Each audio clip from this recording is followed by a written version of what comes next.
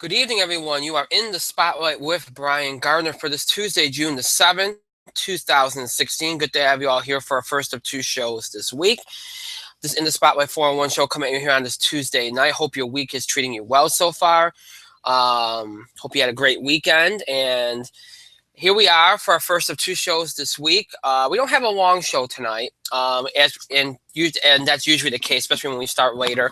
And as usual, we are starting later because I had my second job to deal with here tonight, so I apologize once again for that. And I'll have that also to deal with on Thursday, so we'll be starting later on Thursday, but more on that in just a moment.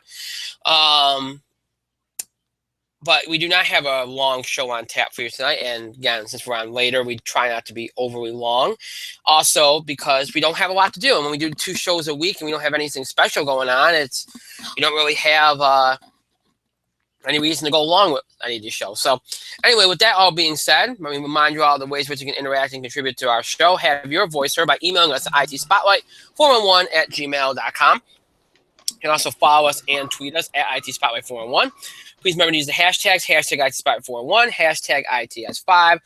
Of course, that one for our 5th anniversary on there as a podcast. Or feel free to create your own hashtag. We'll talk about wrestling. You can do hashtag ITS Wrestling, talk about the NBA, hashtag ITS NBA.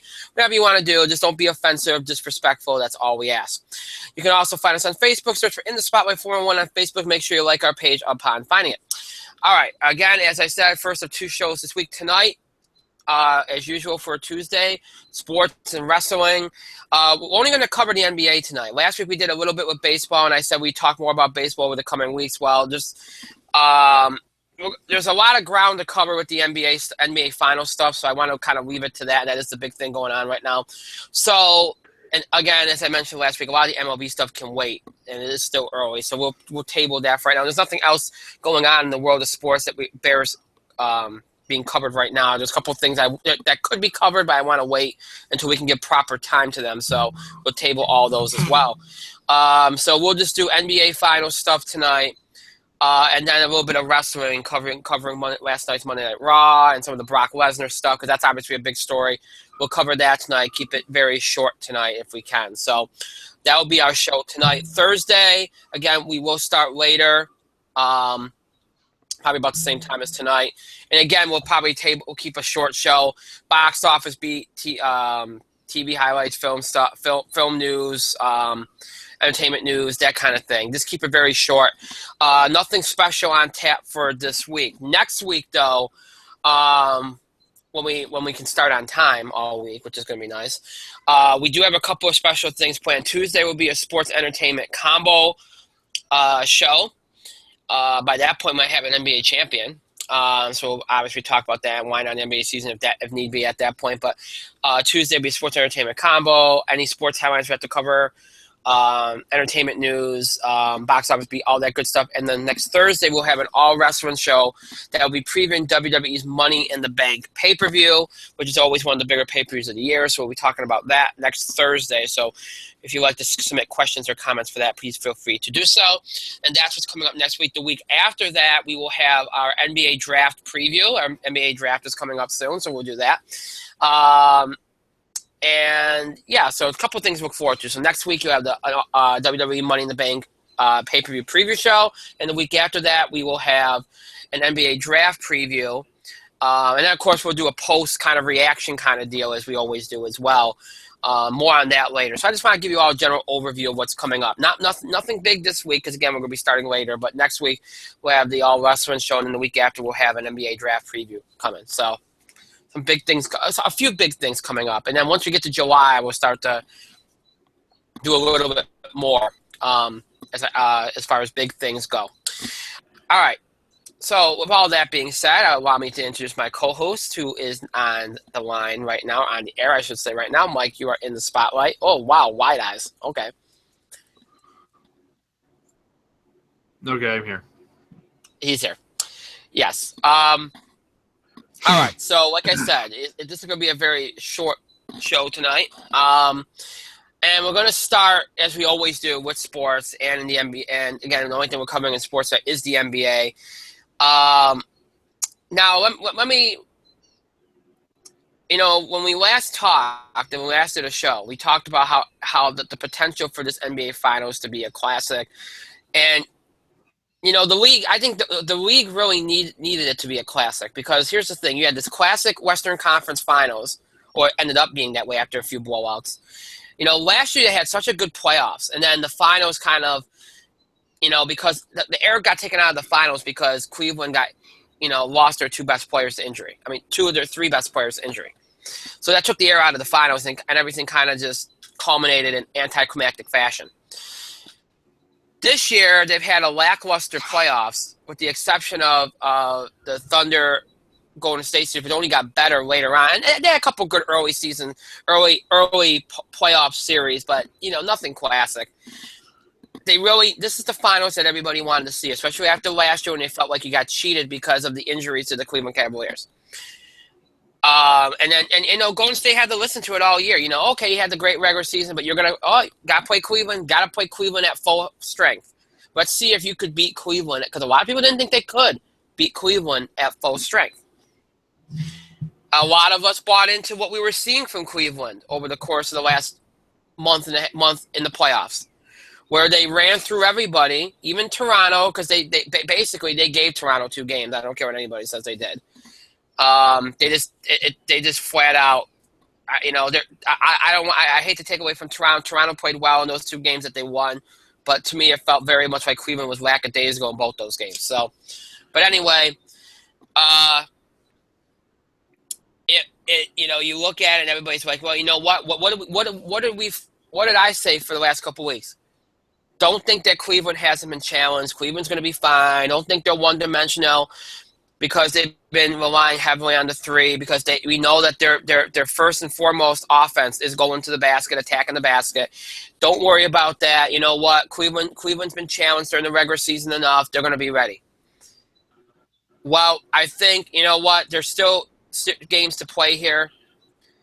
But I think after seeing the first 2 games in this series, because it'd be different if it was just 1 game. But after seeing the first 2 games in this series, I think it's safe to say the concerns were warranted. And I could be wrong, and I've been wrong about this. I bought into what a lot of people bought into as well. That's not to say that Cleveland's not a good team. They're easily the best team in the East. They're easily one of the best teams in the NBA. Here's the thing: they are not a good match. They are not matched up well with Golden State. Golden State is a horrible matchup for them. Golden State beat them in every chance they had in the regular season. You talk about what happened in the series last year. The only reason why Cleveland won 2 games in the finals last year was because LeBron James and Dellavedova willed them to 2 games, basically. And Golden State had to have a really poor shooting display in both games for that to happen. If Golden State plays like Golden State should play, Cleveland doesn't beat them. They don't. And we've seen it during the regular season. We saw it last year in the finals, and now we're seeing it again here. It's just a bad matchup for the Cleveland Cavaliers. And you know what? This can even go to the Spurs. The Spurs are a bad matchup for the Cleveland Cavaliers because these high octane passing teams that can also shoot the ball at high clips do not get played well by Cleveland. Their defense can't handle it. It just can't. They get overextended. They get exhausted on defense. The only guy on that, only 2 or 3 guys on Cleveland don't get exhausted on defense. One of them's LeBron. You look at Irving. He's within a quarter and a half. He's struggling. When you put him on a guy like a Stephen Curry or Klay Thompson, well, most time it's Stephen Curry. Kevin Love. He's got this bad injury background. He gets easily exhausted on defense against Golden State. I mean, they are draining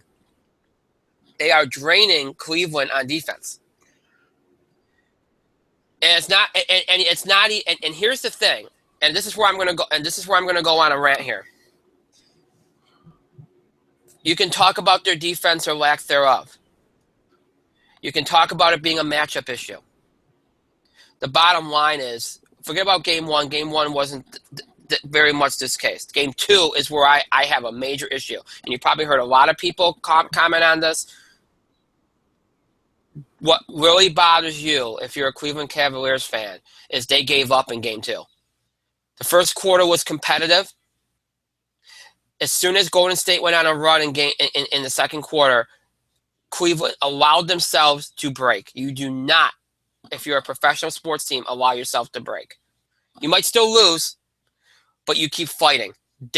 Other than LeBron James, they gave up. There was only one guy on that team still playing. And he ended up getting benched in the fourth quarter because the game was so far out of reach, there was no need to risk him getting hurt. What Cleveland did from the midway point of the second quarter through the rest of that game was an absolute embarrassment. It's not that they didn't play well. Well, they didn't. They gave up. And then one of your stars ends up in the concussion protocol, probably isn't going to play game 3. So where are you going? You gave away game 2. Because in that first quarter, if you watch Cleveland, I thought they made some good adjustments. Now, would they have still lost? I don't know. Probably. The way Golden State was playing, probably. But at least it would have looked better. The most disturbing thing about this, if you're Cleveland, other than Kevin Love being hurt and the lack of effort and the 75% of game 2, is that Golden State is up 2-0 without Stephen Curry and Klay Thompson scoring more than 20 points in either game. Neither one of them has gotten above 20 points in either game. Neither one of them has done much of anything in this series. The bench, led by Sean Livingston, killed them in game 1. And in game 2, it was the bench, and this time Draymond Green. You have allowed them to dominate this series when their 2 best players have done almost nothing. Meanwhile, your lack of effort is a big reason why you lost one of those games. And one of your big 3 is out at least a game, maybe more. I have no issue with LeBron here.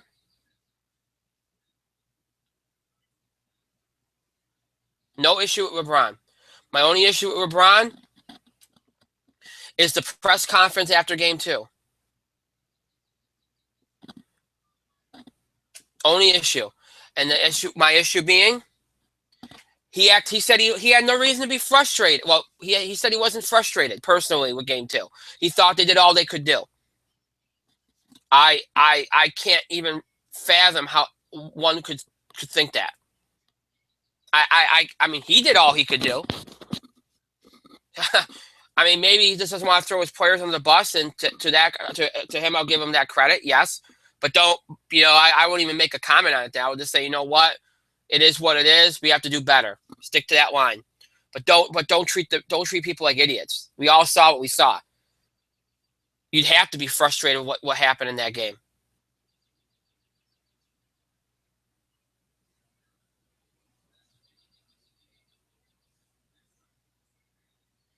You'd have to be.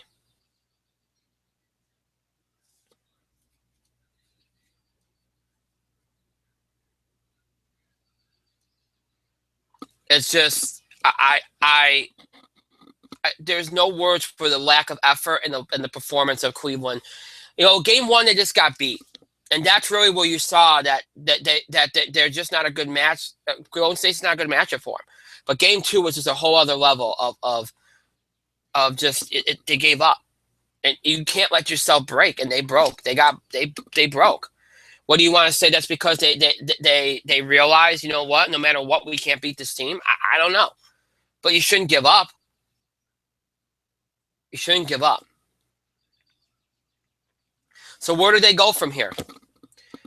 I honestly do not see any way, shape, or form how Cleveland can win this series. They'll win a game. Even without Kevin Love, they'll win a game. LeBron will will them to at least one of these wins in the game 3 or 4. They ain't getting swept. I don't believe that. No.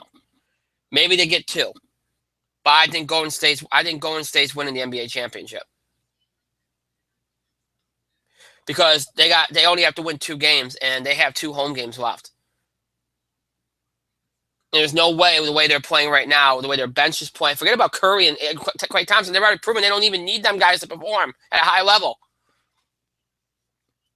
They don't. They are no way. The way they're playing right now, they're no way losing 4 games in a row. Golden State's winning this series, and they're going to find validation. There's not going to be anybody that can question, their championships because they've earned them.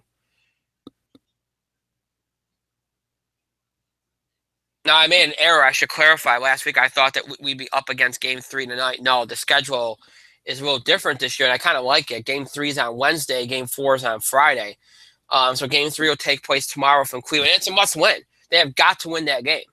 If they feel like they have any chance, they have to win that game.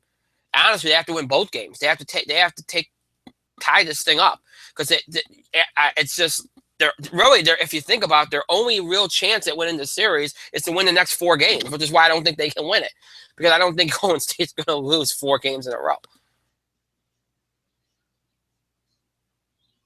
I think they cannot let this get to a Game 7 in Oracle.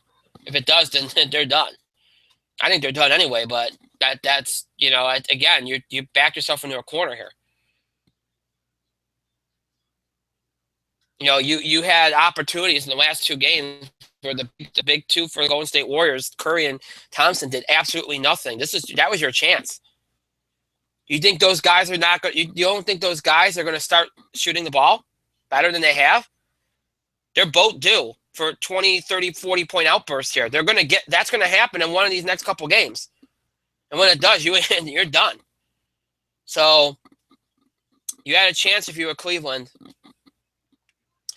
But yeah, where do I go from here? I don't think Golden State's winning this series. And what does that mean for the future of Cleveland? Does LeBron stay or go? What happens with the coaching situation? What happens with Kevin Love? That's all stuff that we can talk about after the fact. I don't think that bears anything right now. It shouldn't be discussed right now. But somebody, I don't know who it was that made the point. Somebody made the point on Twitter. I've seen this repeated by a number of people the last couple of days. We might end up looking back on these playoffs and saying the real NBA Finals was the Western Conference Finals. You might end up doing that. I think a lot of people felt like that last year. And really what this shows you is outside of the Miami Heat over the last decade, it's really been about who wins the Western Conference Finals. The East cannot compete with the West. They don't have the talent. And they don't have, with all due respect, they don't have the coaching. They don't. Golden State is winning winning the NBA championship, and next year you're probably going to get another team out of the West because as long as Cleveland, nobody else in the East is even close, and the only team that is Cleveland. If Cleveland stands pat, we've already proven that against teams like the Spurs and the Warriors, they can't beat them. So unless something changes, so where are you going? It's going to be the West is going to dominate from here on out until something significant changes on the Eastern Conference side of things. So that's where you're at. I gave Cleveland the benefit of the doubt. I was shocked after Game 1, but then I kind of came back down to earth and said, you know what? This is what we saw during the regular season. This is why I thought whoever won the West was going to win the NBA championship. It kind of backed me back. It kind of threw me back to a couple months ago before Cleveland dominated the playoffs and everybody bought in. We all thought Cleveland was better. Cleveland had turned the corner. All of their fully healthy this year. Things are going to be different. Not so much. Not so much. Mike, you got any thoughts on the finals as they currently stand?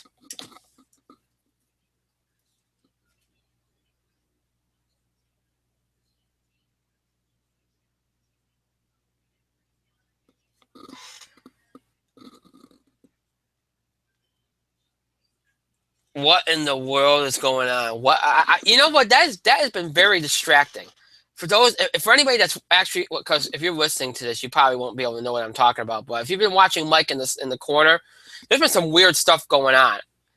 I don't know if he's talking to himself. I don't know what's going on. I'm going to unmute you.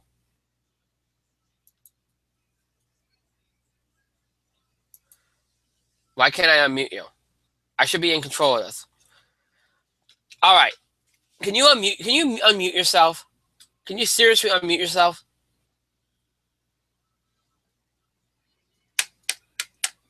Unmute yourself. What in the world are you doing?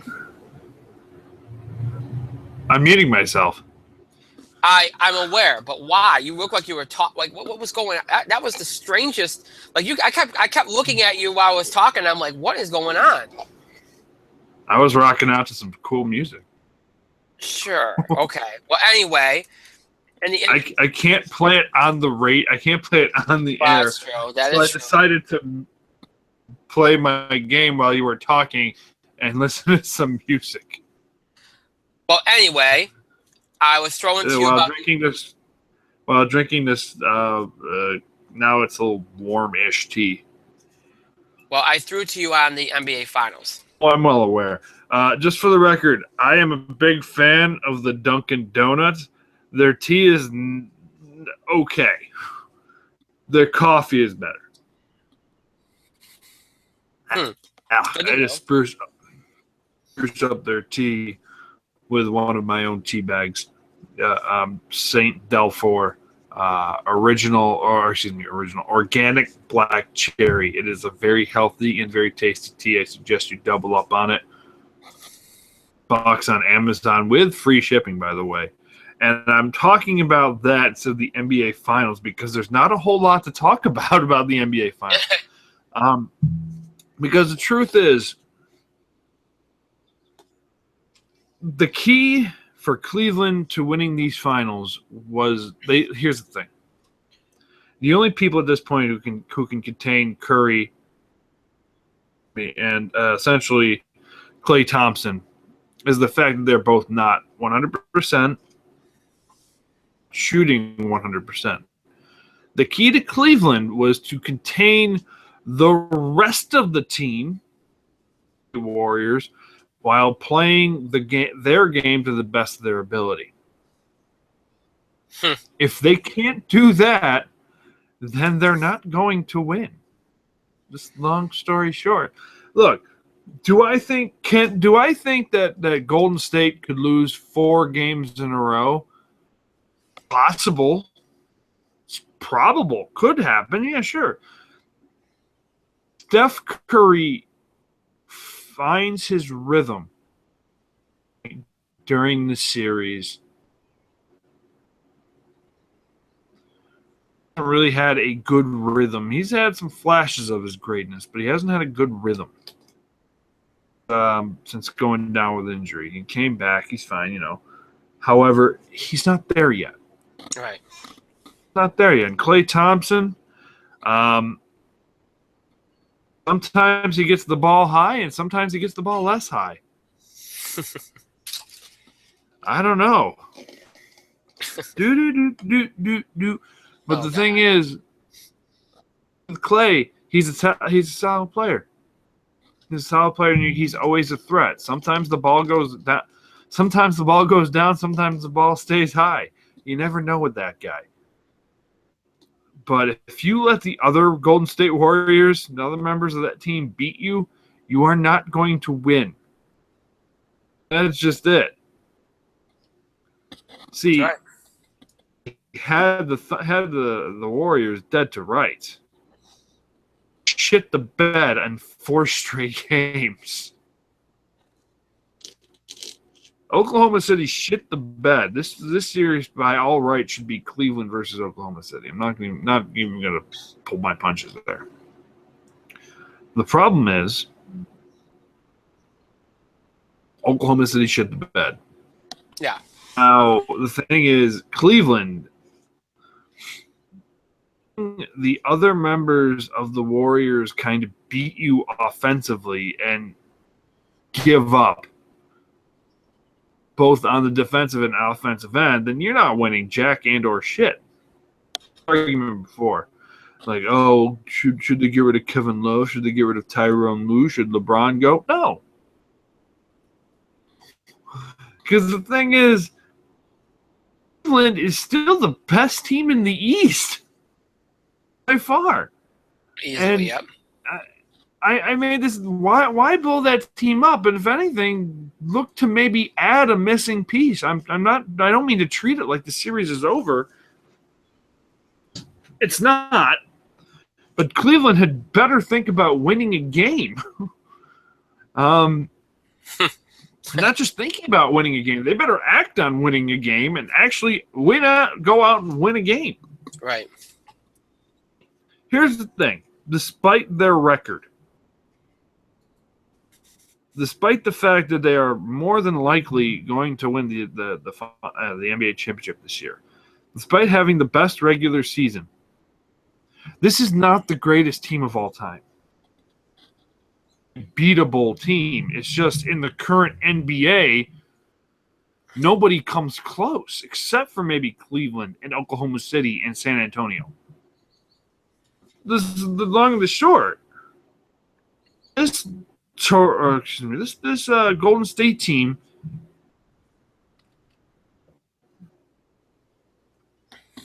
is very beatable. This isn't like the Chicago Bulls, where you have the greatest player of his in any era, right. The greatest, one of the other greatest players of his era. And then again, you have some of the greatest shooters of all time. You have one of the greatest rebounders of all time. Maybe you have some of the greatest six men of all time.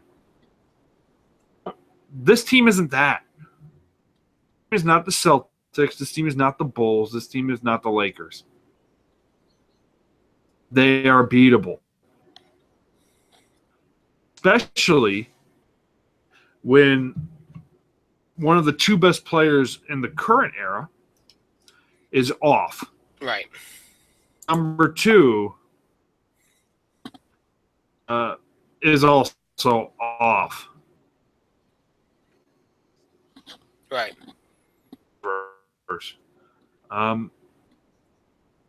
Because the rest of the team is pretty good. Super great. Right. They're not Bulls good, Lakers good, Celtics good. They're not on that level. Cleveland just has to go out and play their game. But the point being, Cleveland shouldn't blow up their team. They shouldn't shit the bed on Tyronn Lue. Let him grow into the job.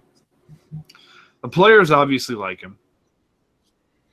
Like him as of now. Why blow that team up?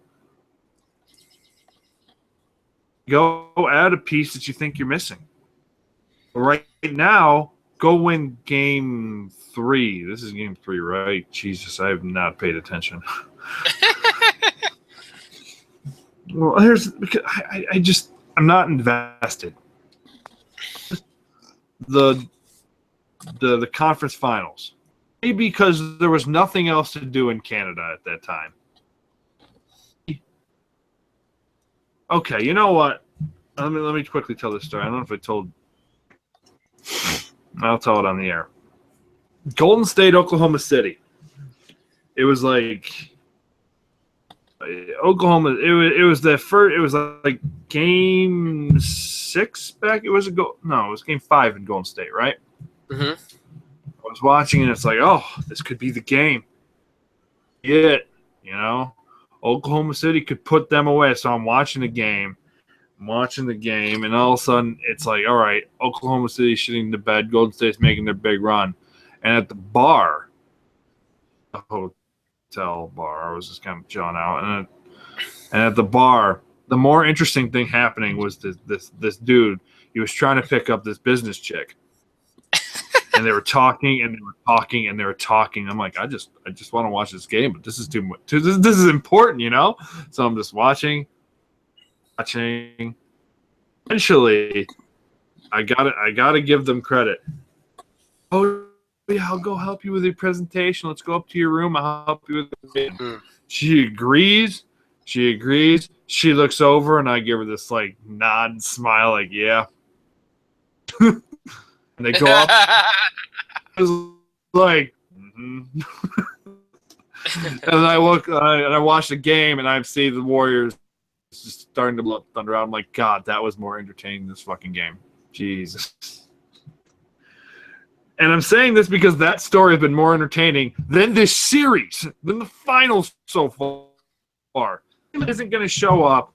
Millions of people are going to sit in hotel and actual bars and be more interested and traveling businessmen trying to hook up women. Don't be like me, Cleveland.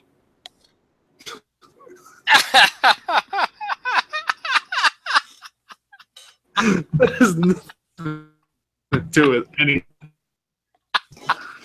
I honestly don't. Well, that's rambled on for 10 minutes. I don't. That's an interesting way of putting Cheers. it. Because if Cleveland doesn't win, the only people celebrating are going to be the Golden State fans and their bandwagoners. End of discussion. It's.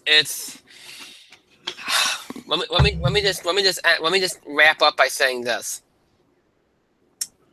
You know, the NBA really, you know, say what you want about a couple years ago, but at least you had some of these. You still had rivalries. You had Celtics, Lakers. You know, the Bulls and Wizards had a cool thing going on for a little while. You know, we can even say Indiana and Detroit. That one got brutal. You know, the last few years have just it's you know, as much as I like Golden State, I'm a fan. I like Oklahoma City and that. You know, it's no fun if nobody's going to stand up and challenge. You know, the Spurs. I mean, you look at Golden State this year. The only team that really seemed to have their number was Oklahoma City. That was the only team that seemed to have their number this year. And look, it just makes it more interesting if these things are competitive. And if so far this series hasn't been. It's been this could be one of the most disappointing NBA finals you've ever seen. Right up there with that Lakers series finals way back in the early 2000s when they had like Gary Payton and all that, and it kind of fell apart. Right up there with that one. Yep. Because we expected so much from that one. So, I mean, it's just unfortunate, and I mean, and again, you know, you got to Cleveland has to win Game 3, no doubt about it. Have to win all the games in Cleveland. Oh, I think they have to. They have to. You can't expect them to try to win 2 games and Golden State at this point. You know. I mean, you just can't, because you know that those two are going to, you know, Curry and Thompson, or at least one of them is going to wake up soon. Yeah. You know it's going to happen. But I do agree with you on that. I would not. What I think Cleveland needs, all right, and they have one in Shumpert, but he doesn't. I think he needs to play a few more minutes. Shumpert needs more minutes because LeBron needs help on defense. And the second best defender they have other than LeBron right now is Shumpert. So they should be using Shumpert a little bit more. That would be an adjustment I would make. But really what they could use is a guy. Cleveland always need help. Cleveland has always needed help in the paint. Channing Frye was supposed to help, but they could use a little bit more in the paint. So go out there and either draft somebody or get a couple got more interior guys that play really good defense that can help you out in the paint. That would help. That's where I would look first. I think you got plenty of scoring. I just think it's more of a defensive issue in a lot of ways. They just don't guard high propensity passing teams, and they don't guard perimeter teams well. That's where they get hurt. Mostly because they worry more about the paint. Well, if you have guys down in the paint that you know can handle it, you don't have to worry so much about the paint, and you won't get caught off guard on the perimeter. You know, you won't get caught off guard in the perimeter. So, little adjustments. You don't need to destroy everything you built. That's the point. But sadly, I think that's where they'd head especially if they get swept, because they'll need to do something. But would that be what I would do? No, and I don't think. And like you said, I don't think it's the right thing to do. So. All right, so that's the NBA Finals. You know, I thought we'd have a little bit more to talk about with that, but there really isn't much to say about a 2-0 series. Game 3 will take place tomorrow from Cleveland. Of course, that's the series on ESPN, so make sure you check that out tomorrow. And obviously, we'll talk about it. Next week we do our sports show. We won't do anything with it on Thursday, but you know, by next Thursday. by next Tuesday, we'll probably have a champion, I'd imagine.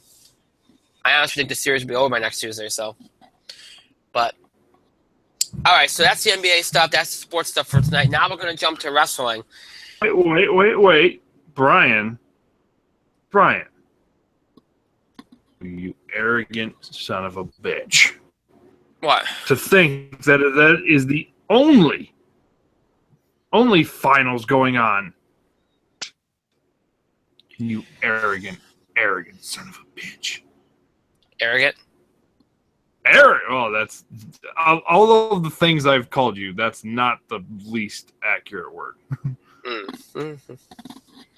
Fairly accurate word. Anyways, let's update real quick on the Stanley Cup Finals for our hockey fans. Massive sarcastic segment coming on. Like 30 seconds. Oh, okay. For our hockey fans and our Canadian listeners. Oh. Have a horse in this race. However, against San Jose, they've played 4 games. Currently up.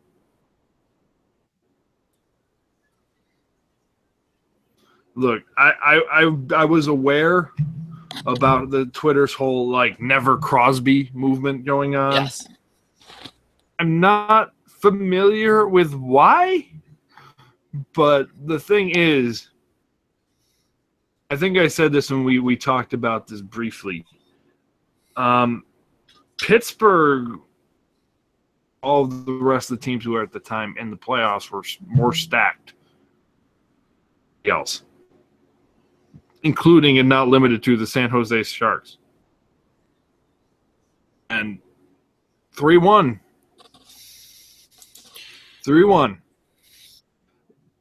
Pittsburgh has 3 opportunities to win the cup, and the next game they're playing is in Pittsburgh. Had a really pretty good run this year.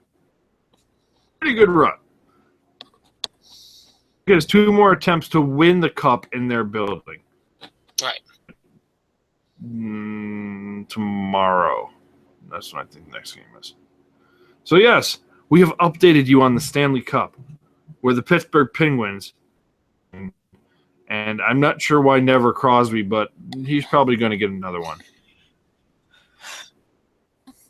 I'm not sure why this Never Crosby thing is a thing. But whatever.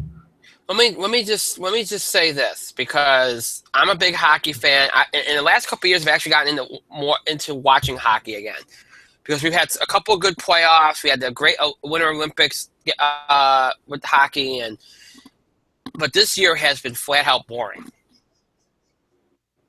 And you know what? The funny thing is, the last couple of years, I would get mail usually around this time of year for people asking us to talk about it, like not a lot, but like at least some people were doing it. This year, I haven't gotten any, which should tell you something about the way some of these series have gone. I think they've had just as bad a postseason as the NBA has. More or less. It's just been very just no drama. But I do think it's kind of I do think it's cool that San Jose made the finals. That's cool. It's always good to have somebody new in the finals that, you know, it's a little bit unexpected. It hasn't been. It's nice to see that. So, kudos on that. But yeah, I just think it's been a very anticlimactic this year, at a number of levels. The NBA has, and the NHL really has been. So, but thank you, Mike, for that lovely NHL alert. You're very, very welcome, because it's more interesting what's going on in the world of professional wrestling, too. Well, other than one little tidbit, I would say. Thank you, base Kevin Owens. And that is what we're going to talk about. Before we get to Raw, we have to talk about the big story in wrestling, or in combat fighting. And that is, that is as far as what's going to happen anyway. Brock Lesnar returning to the UFC for a fight for UFC 200 on July the 9th. He will face Mark Hunt. WWE is allowing him to do this. According to Brock, he had a arm wrestling match with Vince over this, and he beat him, and he got to do this, apparently. That's apparently what Brock said on ESPN. But anyway, Brock Lesnar will do. This is supposed to be a one-off. He will work. Apparently, WWE has announced he will work SummerSlam. Obviously, there's a tremendous risk here because if he does get hurt, there's no guarantee to be cleared for SummerSlam. So there's a risk here. But WWE feels this helps his value. It helps the company. And look, it does. So let's be honest here. It's going to be a lot of publicity to WWE. Might even bring a few eyes to UFC too. And, maybe there's more to this. Maybe WWE gets to use Rousey again or McGregor or somebody. Who knows? Who knows? I mean, they've already used Rousey, but who knows? And on the flip side of this Brock Lesnar thing, it hasn't been confirmed yet, but the rumor is that CM Punk will have his first fight against Mickey Gall at UFC, I think it's 202 in August. And there's some kind of documentary on Mickey, and it's going to culminate in that, I guess, or something like that. But anyway, so it looks like Brock will fight. Well, Brock's going to fight before CM Punk, which is funny. But Brock will fight in July, and CM Punk will fight in August. This is a big deal as far as the Brock thing goes. This is a big deal because, who would ever thought you would have seen WWE and UFC share a talent? I mean, forget about the Rousey, that was just an appearance, but this is having Brock actually fight in the octagon while under contract with WWE. And if it works out, I don't think it's going to be the only one. I mean, I know they're saying it's a one-off right now, but I don't think it's the only one. I really don't. So it's a shocking turn of events, but it does make a lot of sense when you consider how the match at WrestleMania went with Brock Lesnar and Dean Ambrose. And everything that's happened in the aftermath. And he apparently started training right around then, and he reached out to Dana White before Mania. So a lot of things do kind of make more sense now if you really think about it. Mike, what are your thoughts on the Brock Lesnar situation? And if you want to throw in your thoughts about CM Punk, go right ahead too. Well, sorry, I keep hitting my little setup here. I don't mean to. The Brock Lesnar thing. Well, that's interesting because it just kind of flipped everything on its head again. Brock is a couple things. It is definitely something that would throw everything on its head. It does. It was just so out of left field. But the thing is, Brock is one of the biggest draws of all time. Biggest draws in UFC history. And the thing is, with Brock, he had regrets. He didn't want to go out like he did. The problem is, expecting UFC to throw him a softball because they didn't throw him a softball. No. Brock Lesnar is 5-3, decent record. Mark Hunt is 12-10-1. Put that in perspective. Brock Lesnar has had 8 professional fights in the UFC. Mark Hunt, 23.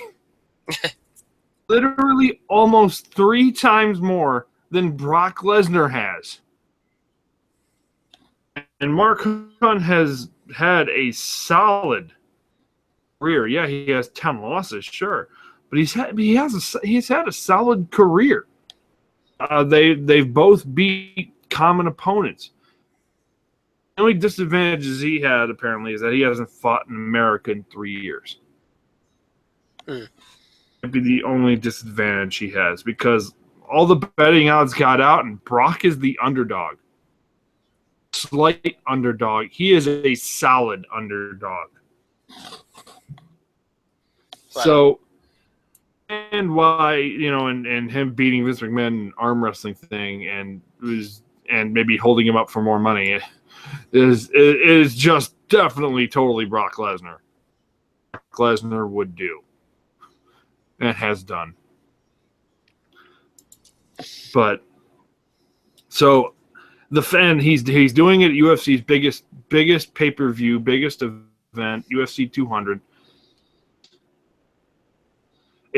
There's great crossover appeal. It legitimizes him again. The problem is because he's supposed to fight at Summer. He's supposed to wrestle at SummerSlam, like literally the week after or the month after. Excuse me. The problem is off ball. So he is going in for an actual legit fight. He probably doesn't know that's not what he wants. He's going to go in there and just try to kick ass. He loses, and the values. Then this move suddenly does not look like a good move. Right. Everybody wins. If he loses, then the only people who kind of get something out of this is the UFC. Right. Opinion anyway. As for CM Punk, I will believe this is when he's going to fight when I actually see it. I'll believe it when I see it. Brock, he is a solid underdog. Like most of the favorable bets, knocking him out within the first 2 rounds. Yeah. With I think Mark Hunt beating him in the first round being the safest bet.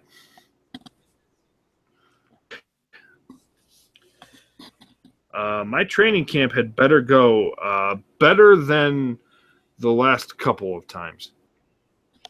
My training camp would have to be focusing on getting in on this guy without getting punched or kicked in the face. Getting in on the guy, taking him down, trying to submit him. Because otherwise, bro, long / fairly short night. So that's really the thing. He has to get him to the ground. If Rock doesn't get him to the ground and he allows him to get in the punches early, he's done. That's really it. Let's add to the fact. Brock, that was Brock's strength, but Brock was more than likely if he is not patient, he's going to get his ass handed to him. Right. Right. Add to it the ironic fact that he's facing a Samoan, which got a lot of people in WWE kind of like which has got a lot of WWE fans going, well, boy, if Mark Hunt beats him, well, that's going to be interesting if they book Brock Lesnar versus Roman Reigns or The Rock or something, you know. Or if Brock Lesnar does beat Mark Hunt, then you don't think Vince won't use that or her, you know what I mean? It's just kind of ironic given Roman Reigns and everything else. But anyway, it's huge news. It's historic news. It's going to make for an interesting summer, that's for sure. Across the landscape of wrestling and UFC. And so that's the big news. Obviously, last night we had Monday Night Raw, and it wasn't much. It was a little bit better than last week. I felt like there was a little bit more progress. They set up the tag match, which is going to be a fatal 4-way, which is a cool thing, you know, gives all them tag teams kind of a rub. They set up the Divas match, which obviously the Divas title is not going to be on the line. So that was good. So you had progress there. You had further progress on the Cena style stuff, which really was, if that wasn't off the cuff, I don't know what was, because that promo got really personal. It was probably the best part of Raw. It was very entertaining. Kudos to Cena and AJ Styles for that. Sometimes you do have to blur the lines to make it interesting, and they did. Then you had some really good matches. You had some good Zayn Del Rio, which I thought was a little too short and anticlimactic, but it's cool to see that matchup. Jericho and Cesaro was awesome. And then Owens and Ambrose, which was awesome again, although you could quibble with the finish because it's very predictable at this point. But again, hey WWE, you want to surprise us? Maybe have Kevin Owens finally beat Dean Ambrose for once. Well, here's the thing, too. They're really going out of their way. After making Owens the obvious choice, now they're kind of trying to make him the less obvious choice. So when he wins it, it's going to be a surprise because he is going to win it. I mean, honestly, nobody else has. Nobody else. Del Rio's not winning it. Jericho's not winning it. Cesaro's not winning it. Zayn's not winning it. The only other person that could potentially win is Ambrose. They're not adding a 7th person to the match. I guess they changed plans now. And I think that's probably why you haven't seen Bray Wyatt or Randy Orton yet. Because I think if they were going to add a 7th person, one or both would have returned already. So clearly they changed plans there. So they're just keeping it to 6. And look, it's either Ambrose or Owens. And they made it way too obvious that it's Ambrose. So I think it's Owens for sure. But I do think we're headed somewhere with Ambrose. I think you're headed somewhere with Rollins and Reigns. So I think you're going to get a Shield triple threat match. I don't think they're going to wait to Mania. I think they're going to do that at SummerSlam this year. Just a hunch. Just the way that they're going, because they seem like they're pushing Ambrose for something. There's nowhere else for him to go, and they keep bringing up the Shield stuff and the Rollins Reigns promo. So, it makes you wonder. And look, I really like the way they built the Rollins Reigns match last night. It was much better than last week when Rollins just kind of ran around the ring like a I don't even know what the hell that was. So it was a lot better build up last night with the documentaries for each one of them. And look, they you could tell that they are planting the seed for Rollins to be a face. They just didn't want to bring him back a face because they want it to be a moment when it just turns. It wouldn't have been a moment if he just came back turned already. You know that's what they're building up to. Now again, they're probably going to have him face Triple H first before they do it, but I thought they did a good job building up to the match. I do like that. They've done a very good job building the Money in the Bank match. They've done a very good job building the tag match. They've done a very good job building up the Cena Styles and the Rollins Reigns match. Very good job. So they built the card very well, especially the 3 main events. So I think it's going to be a good pay-per-view next week. Oh, and the return of Teddy Long last night, which was entertaining. Now, whether you think we got our answer to who's the GM of SmackDown, I don't know. I mean, Stephanie seemed to indicate it's going to be her. But I don't know if that's the truth yet, or it's just people are going to wait and think if Vince is going to choose her. I don't know. It's hard for me to believe Stephanie's going to be on SmackDown. I think more Shane will be on SmackDown. She'll be on Raw, but we'll see. But not a lot of big developments, but there was progress. I didn't think it was bad. I thought it was better than last week. But it's not. The last 2 weeks have not been as good as the first month after Mania, that's for sure. Mike, go ahead. Raw was boring as shit last night. Look, Sami Zayn and Alberto Del Rio had the chance of being a really fantastic match. However, you're off air, I think. I'm not sure what that is. Yeah, whatever. Sami Zayn and Alberto Del Rio had the potential to be a really good match. It's just it was anticlimactic, and Alberto's finisher is terrible, and he needs to change it because it takes like 100 years to get out. Owens versus Ambrose is fine. Predictable finish. We all knew the game was going over. Which is sad. AJ Styles and John Cena had an amusing promo. A lot of shots, a lot of hard shots thrown. And it gave interest in the match that there wasn't typically any interest in. Brian, can you hear me? Yeah, I can hear it. I just had to go get a tissue. That's why I did that. Thank God. It was like Raw was like a nothing show again. That's about the Golden Truth versus Reese Dango. And look, I will say this. Fandango and Breeze. Fandango and Breeze.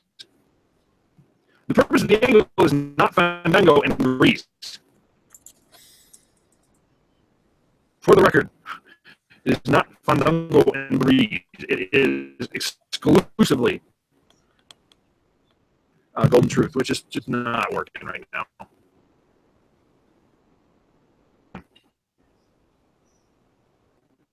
The show was what it was. It just now Oklahoma City, they just don't have a good wrestling crowd right now. And then WWE didn't give him a whole lot to kind of cheer over. Teddy Long was fine. Teddy Long was the catalyst for Stephanie McMahon kind of feeling her true colors a little bit. Just happy. I'm willing to work with you type person. She is the alpha bitch in charge. Right. And as for the Rollins and Reigns thing, yeah, they're doing everything they can. I will say this about the Rollins and Reigns thing. Having Reigns kind of in an environment makes him sound and is projected a little bit better and stronger than giving him a light mic saying, I'm not a good guy. I'm not a bad guy. I'm the guy. Fortunately, Rollins was the guy. If you didn't know who was the good guy, who was the bad guy, you would have thought he was the good guy based off of that promo. More or less. There are so many shades of gray. Right. I do think, though, in the end, and I agree with it, in the end, the Shield triple threat, wait till Mania. Because we've waited too long for it. I think it's got to happen at SummerSlam. I think it's going to be the main event. And by hell or high water, I actually think Dean Ambrose might finally get his title reign. Short one, but he might get it. Yeah. I think I don't think he wins them. I do not think he wins the Money in the Bank. No, I don't think so either. No, I think you're going to see. The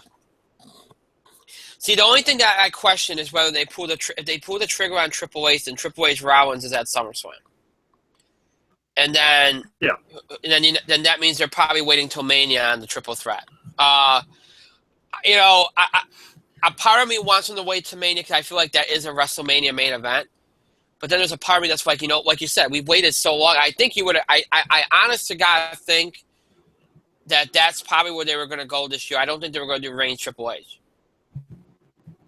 I think that's honest to God where they were going to go this year. It just felt like because they kept Ambrose around Reigns, you know what I mean? Like I felt like they were just trying to keep everybody in the same orbit, but didn't happen. So injuries happen. What are you gonna do? But yeah. So well, hopefully, I think next week should be good when you got the 3 Shield guys on the Ambrose Asylum. That should be a good segment. Look, they just got to bring. I think they're going to have a really good pay-per-view. I really do. I think they're going to have a good. I think they're going to have a good summer. With all these guys back and with the brands, I think they're going to have a good summer. I think they've kind of turned the corner a little bit, so that's a good thing. There's still a lot to improve, but I think they're on the right track at least. So, all right, that's it. That's all we have. But before we wind down, we'd be remiss if we didn't acknowledge 2 losses that took place over the last couple of days. First of all, obviously the huge loss of Muhammad Ali over the weekend. Obviously he was ill last week and it did not look good. And I guess the only surprise was that it happened maybe as quickly as more people. I think there's a lot of people that thought it might be a few more days than it actually was. But Muhammad Ali, obviously one of the most charismatic and inspirational individuals that has ever lived. Obviously a tremendous boxer, and this is back when boxing was a huge thing. It's the best fights of all time really do involve Muhammad Ali. But his impact in my mind, I think most people's actually, is more about what he did outside the ring and what he did in that era for history and for so many of the big issues at the time. And then, of course, what he did after he retired from the ring. Just think about this for a second. He stopped boxing in 1982.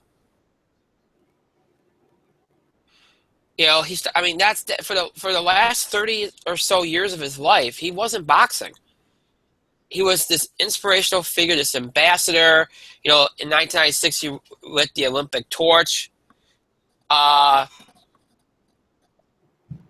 You know, I mean, you think about that. It's hard to fathom that. Like, so many people, you know, when you think of Muhammad Ali, a lot of people think, oh, he was a great fighter, and then they think about that. But really, you should think about everything else and then great fighter, because of so much of what he did in the later years.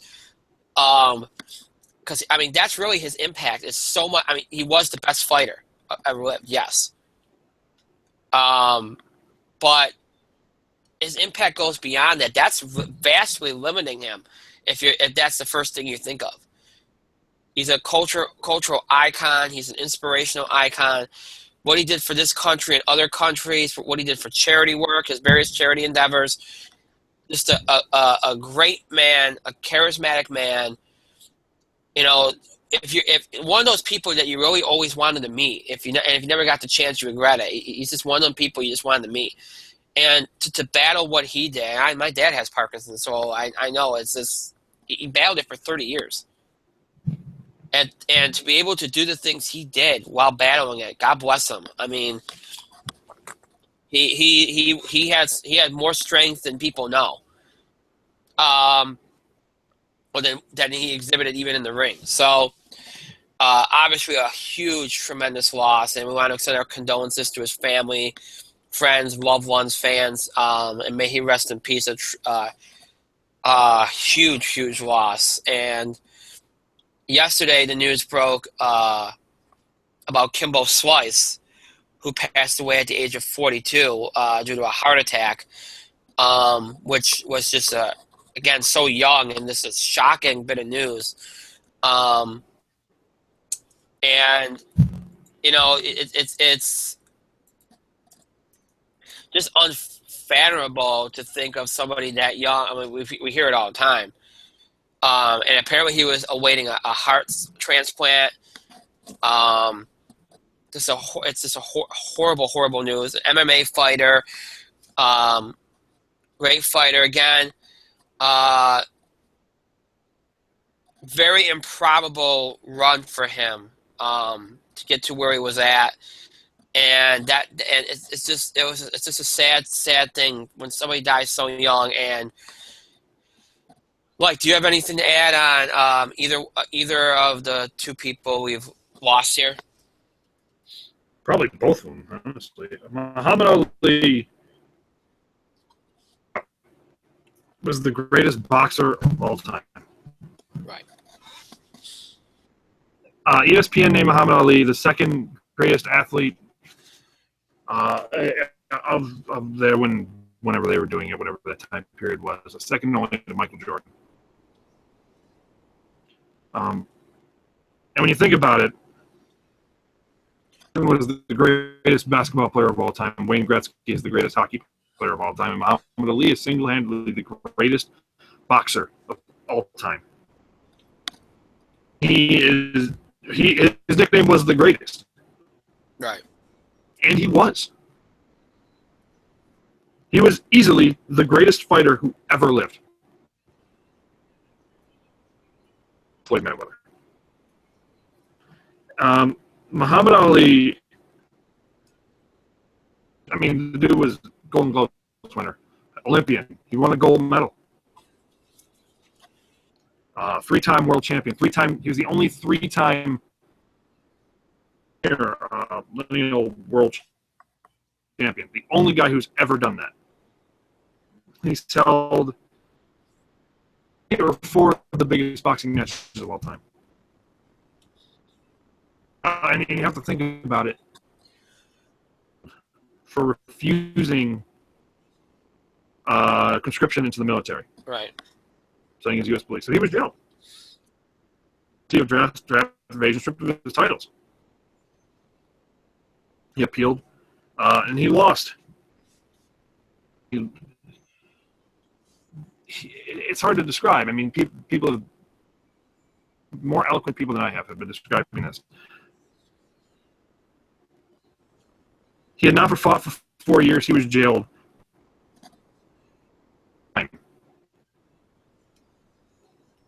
He essentially lost what many would be considered his prime in boxing. Championship twice. But what he's done, he was a civil rights icon. In the 60s, he converted to Islam. He is up until the current era. When you thought of us Islamic people, Muhammad Ali and Kareem Abdul-Jabbar were the two. And they were ambassadors. They were true ambassadors for Islam. They were the what you thought the religion was. And Muhammad Ali was overspoken about his faith. He was. Of his death, he talked in depth, like, Britain, what do you want to do after you retire? And Muhammad Ali, in great depth and eloquence, described that faith. He wanted to be a good ambassador for his faith, and he wanted to treat his fellow man with some decency. How did that get lost in this current era? I don't know. But as a conscientious objector, he kind of served as an icon for the counterculture. Have to go into the military. You don't have to go halfway across the world and kill people you don't have any quarrel with. Yeah. You know, he advocated for African American rights. One of the major advocates for African American rights. And for the last several years of his life, for over 30 years, he was one of those guys at the forefront of battling Parkinson's. He was. He was one of the biggest ambassadors and one of the biggest fundraisers and one of the biggest guys out there until he couldn't do it anymore. Of just getting the word out about Parkinson's, trying to find ways to end it.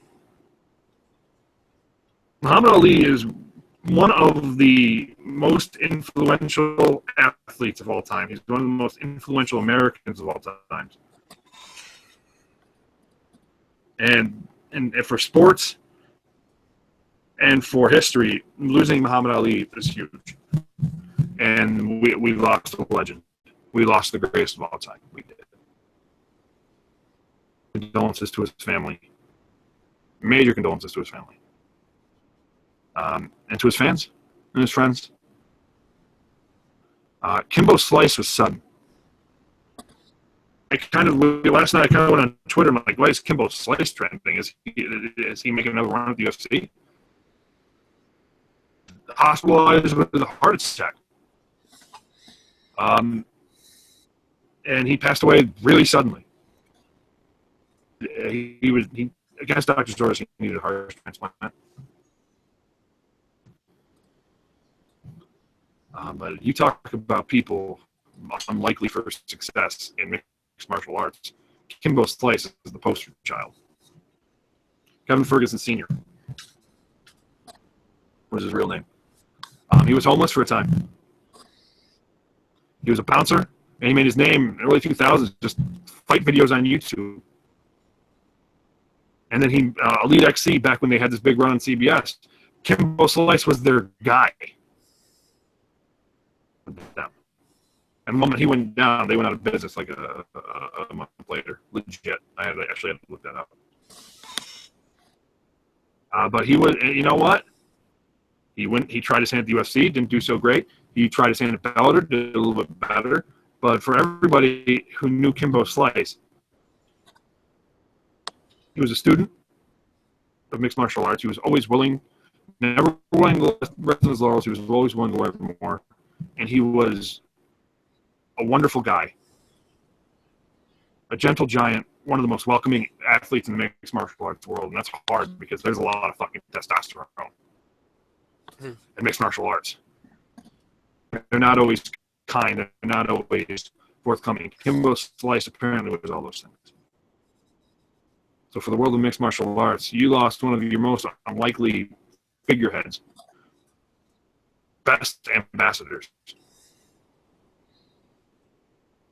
Family, his 6 children who survive him, and his family, his friends, our condolences, because sports just lost a titan, and it's been a rough couple days. Yes. For them. Very well said. All right. We are going to wind down, as always. Just because the show is over does not mean you have to stop interacting or contributing to the show. Continue to have your voice heard. Send us your suggestions, your feedback, your questions about the show, scheduling of the show, reactions or comments things we said on the show, things we talked about, any topics we talked about, all that stuff.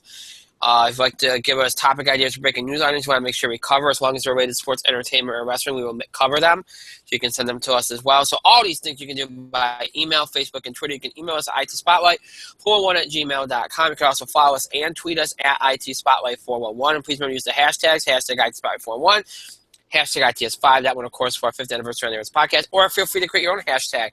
Maybe you're referring to something in wrestling. You might say hashtag ITS wrestling. You might be referring to something in sports. Maybe put hashtag ITS, whatever the sport is. You can create your own hashtag as long as you're not offensive or disrespectful. That's all we ask. Have fun with it. Enjoy. You can also find us on Facebook. Just search for In the Spotlight 411 on Facebook. Make sure you like our fan page upon finding it. We encourage you to follow us on Facebook and Twitter for the latest information about our show, especially as it relates to scheduling, especially like this week when I have to work my second job and we're around here a little late. If it ends up being really late, then I can let you know through that. So you want to make sure you follow us on Facebook and Twitter so that you can get the most up-to-date information on the show, so there'll be any last-minute changes or anything like that. If you'd like to keep up with our show or look back at old episodes or whatever the case may be, you have a couple ways to do that. You can, if you're interested in just maybe our more recent episodes, everything from mid-October of last year all the way to tonight, you can check us out here on Google Plus and YouTube. Just search for In the Spotlight 411, and you'll have access to our channels on both sites and access to all the episodes we've ever done on Google Plus and YouTube from mid-October all the way to tonight. Especially if you're more of a fan of seeing us on screen and streaming, this might be more of your style. So if you're interested, check us out here on Google Plus and YouTube. Again, search for In the Spotlight 411 here on Google Plus and YouTube. If you're somebody that wants to maybe prefers more to listen to us, not see us on screen, you want to listen to us on the go, or maybe you're interested in checking out some of our really old classic episodes from our Blog Talk Radio, TalkShoe, Libsyn, iTunes, whatever days, then you might want to check us out on our main host site, Podbean, and also on iTunes. To search for In the Spotlight 401 on both Podbean and iTunes, and you'll have access to our show pages on both sites, which will feature every episode we've ever done, including our Google Plus YouTube episodes, transferred from streaming to audio for you to be able to listen to them